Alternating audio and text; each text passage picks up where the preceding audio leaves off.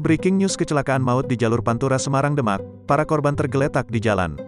Kecelakaan maut terjadi di jalur Pantura Semarang Demak, tepatnya di seberang PT Aroma Kopi Krim Indonesia, Arkov, Kecamatan Sayung, Kabupaten Demak pada Rabu, tanggal 8 Desember tahun 2021 pagi tadi.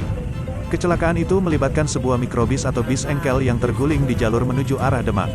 Diketahui terdapat 3 korban meninggal akibat kecelakaan itu. Sedangkan, bis engkel tersebut ringsek di bagian samping dan depan. Sejumlah korban tergeletak di jalan. Dari penuturan saksi mata, warga setempat, Kaliman, 52 tahun, bis itu menabrak median jalan hingga terguling-guling. Saya tidak tahu sopir bis itu mengantuk atau kenapa, tapi tiba-tiba oleng ke kanan, menabrak pembatas jalan sampai terguling-guling, ujarnya kepada tribunjateng.com. Kecelakaan tersebut menewaskan 3 orang yang dibawa ke RSUD Sunan Kalijaga. 2 orang meninggal di tempat dan 1 orang meninggal saat dalam perjalanan ke RSI Sultan Agung. Polisi telah memeriksa TKP, mengevakuasi kendaraan dan sedang menangani peristiwa tersebut. Dengan Satgas Quick Response baik dari Dinkes, PMI dan BPBD.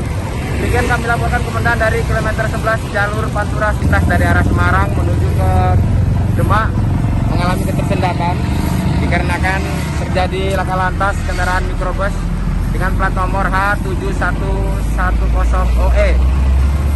Kendaraan ini melintas dari arah Demak menuju ke Semarang, tetapi hilang konsentrasi dan kendali sehingga menyeberang ke jalur sebelahnya, sehingga menyebabkan korban meninggal dunia sebanyak 2 orang.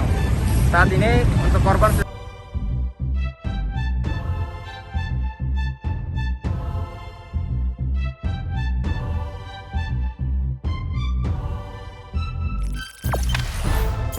Jangan lupa subscribe, share, komen, dan like ya.